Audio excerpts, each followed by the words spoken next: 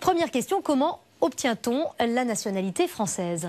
Il existe plusieurs façons d'acquérir la nationalité française, notamment le droit du sang à la naissance, si au moins l'un des deux parents est français. Le droit du sol, un enfant né en France de parents étrangers devient français automatiquement à ses 18 ans. Le mariage, un étranger uni à un conjoint français depuis au moins 4 ans peut demander la nationalité française. Et enfin Nathalie, la naturalisation par décret du Premier ministre sur proposition des préfets.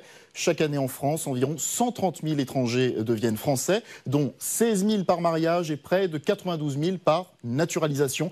Il s'agit principalement de ressortissants marocains, algériens et tunisiens. Deuxième question, Franck. Quelles sont les démarches à faire pour obtenir cette nationalité française ? Alors, pour être naturalisé, il faut constituer un dossier et remplir certaines conditions. Par exemple, être âgé de plus de 18 ans, résident en France avec un titre de séjour depuis au moins 5 ans. De plus, et là on rentre dans les subtilités, les candidats doivent être assimilés à la société française. En clair, avoir un bon niveau de langue française et connaître, dans les grandes lignes, les lois en vigueur. Enfin, autre critère, être, je cite, de bonne vie et de bonne mœurs, avoir un comportement loyal au regard des institutions françaises. En substance, ne pas avoir été condamné pour des crimes et délits graves et ne pas être, par exemple, polygame.